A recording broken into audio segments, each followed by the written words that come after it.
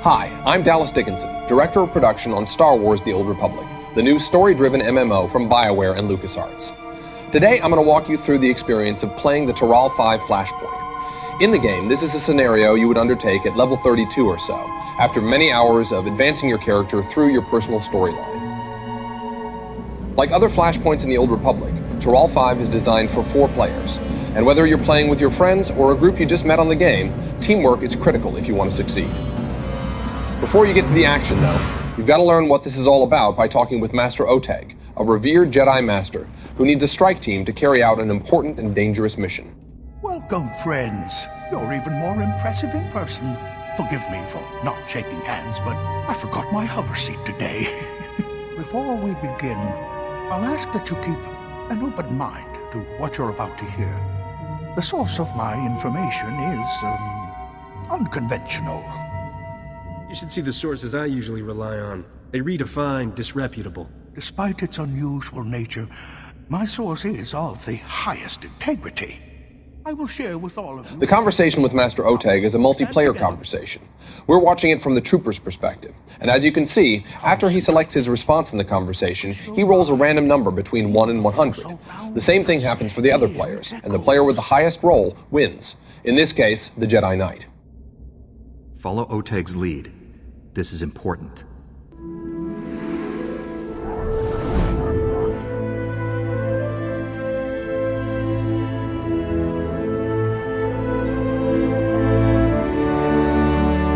It seems that Master Oteg has somehow enabled the entire group, even the non-Force users, to speak with a Force ghost. She is here, a Jedi without physical form. Her body is long dead, but her wisdom, her essence, lives on. The darkness will consume all it touches.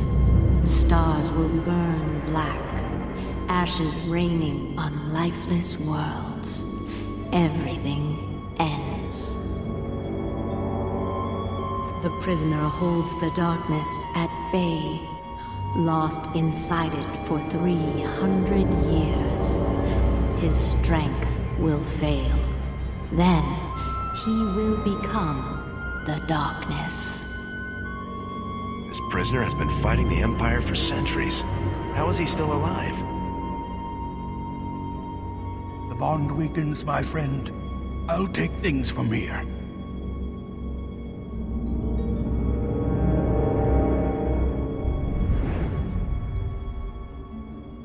She's told me many things. Revealed the existence of an Imperial prison in the constantly shifting Maelstrom Nebula, and a way to get there. The only way to navigate the Maelstrom is using a Gree computer hidden at an Imperial fortress. We need that computer to free the Jedi prisoner. That's what I do best. The fortress we're invading is on the planet Taral 5, enemy territory, protected by Imperial warships. Too many to fight. But we have a captured Imperial shuttle that can sneak past the sentries. It's waiting for you in the hangar. You can fill me in on the rest while we travel. There's no time to waste. Our fleet will hide at the system's edge so I can monitor your mission and guide you. If something goes wrong, we'll come running. Go to the shuttle, my friends.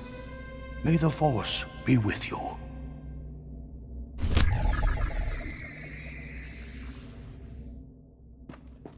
All right, the team's ready for action, heading for the shuttle that will take them to the planet's surface.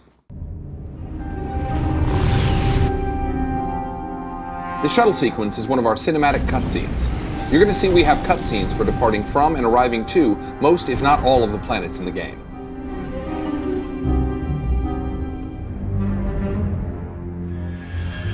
Here comes the shuttle now, landing in a remote location on Taral 5. From here, the players are going to have to proceed on foot.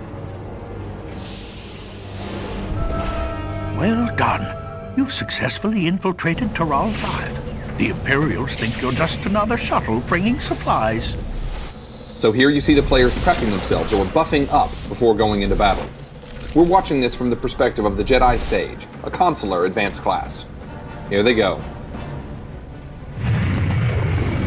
Lightning strikes the ground here and starts a fire, and one of Grand Moff Kilrin's shuttles is dropping off troops in the distance.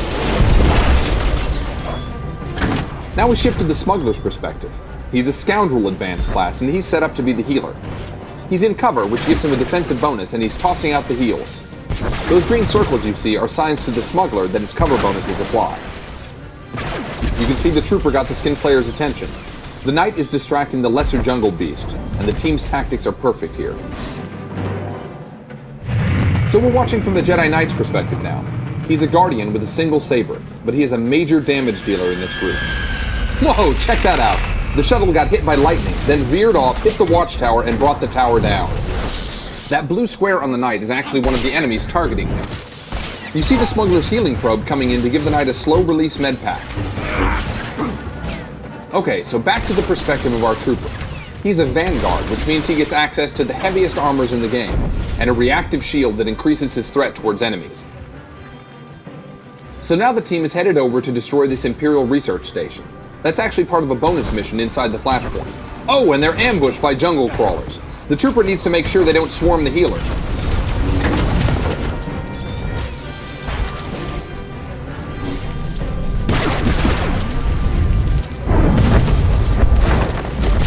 Oh, and the knight detonates the research terminal. This explosion finished off the jungle crawlers, essentially giving the team some free experience. Nicely done. Alright, the team's back on the path now. We're still in the Jedi Sage's perspective. Up here, Imperial soldiers are battling a Jagoran river lurker. The river lurker is the real danger here, so the Sage targets him and lets loose some of her telekinetic abilities. Oops, now she's got his attention, and he's coming after her. Those robes aren't exactly heavy armor, so this could get ugly. We change perspective over to the Jedi Knight, who's taking down the last of the Imperials here, a commando. The Knight's now with everyone else on the river lurker. He powers up and lands a hit hard enough to get the beast's attention. And the river lurker is down.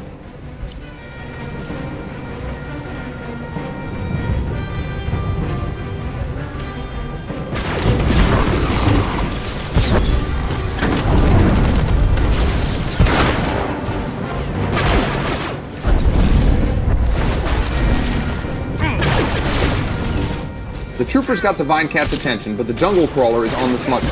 That's no good. Somebody better help the healer.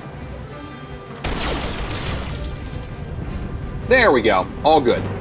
Next up, Imperials. The Knight starts things by detonating a barrel of explosive material and then wading in. The trooper tosses a sticky grenade, so you can see the Imperial desperately trying to get it off. And that takes both of them down. Okay, this is our first mini-boss. The smuggler's gonna sneak around here in stealth and tranquilize one of those trained Vine Cats, taking him out of the fight until the team's ready.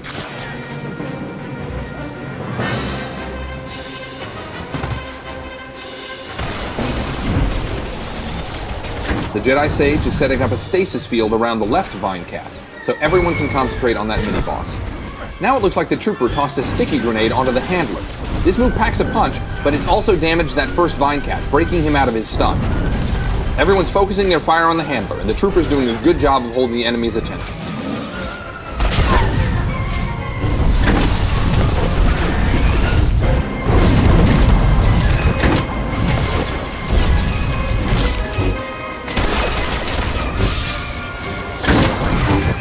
Great, now that the mini-boss is down, the team can take down the Vine Cats. The Sage's stasis field lasts a nice long time, but the group's going to want to take that first Vine Cat down before it fades.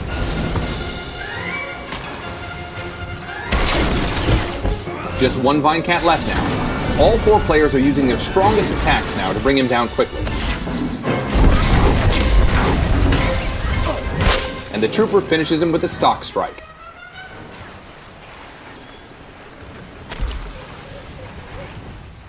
Since these enemies were a little tougher, they dropped a commendation, which can be traded for some strong equipment after the mission.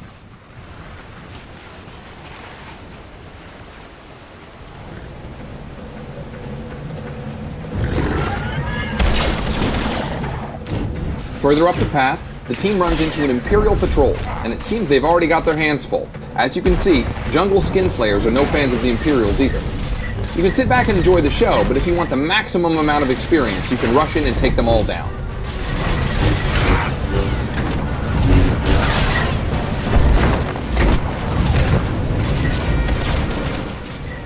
Our Jedi Sage has unfortunately drawn aggro, and that's not what she's built for, so let's hope that the team can help her out here.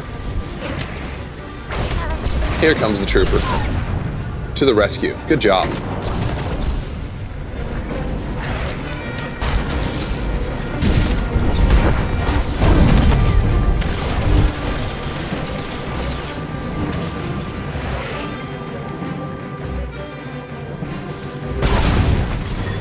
So that was a destructible barrel.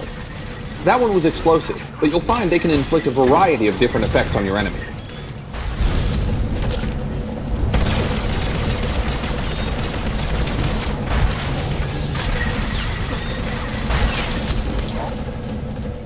After blowing up this research station, the team is going to move on to the entrance of the Imperial base.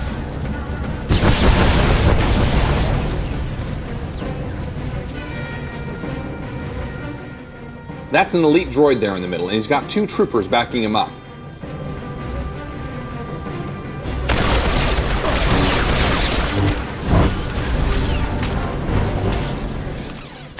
Back from our trooper's perspective, you can see he's tossing a cryo grenade at one of the other troopers so we can concentrate on the elite.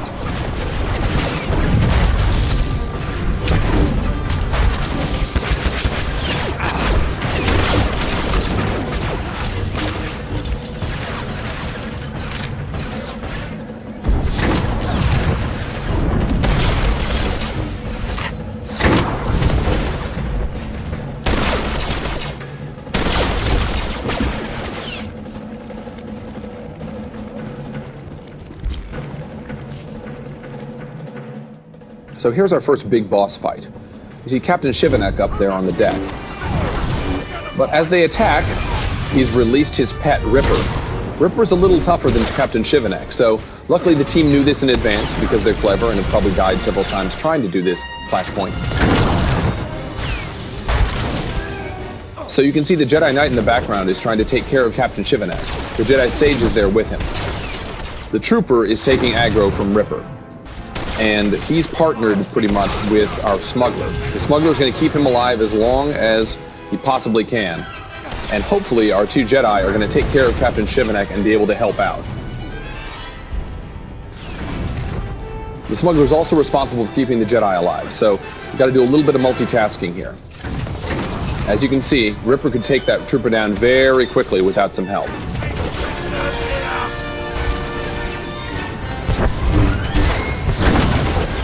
But luckily, the fight with Captain Shivanek is going very well. Our Jedi Sage is finding giant objects in the ground to fling at Captain Shivanek while the Jedi Knight does damage. Now you can see in the background, the trooper is trying to run Ripper over near to some destructible barrels, like I mentioned before. Unfortunately, he just aggroed an ad. A little bit more trouble for the team. The Jedi Knight and Jedi Consular are going to have to take care of that first. You can see everybody's a little low on health, so it's getting a little touch and go here.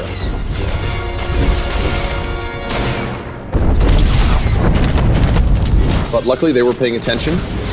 They've taken care of the ad rather quickly. Well done. And now everyone can concentrate on Ripper.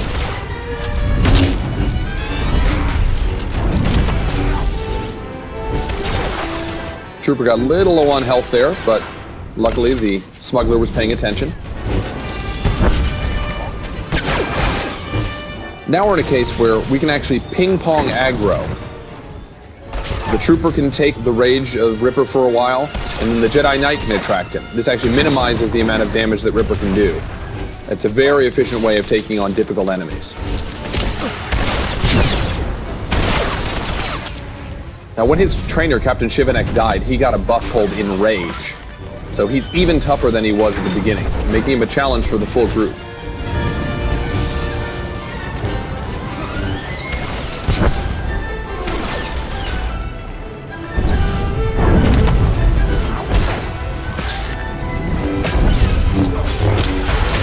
But as you can see, our crack team is up to the challenge.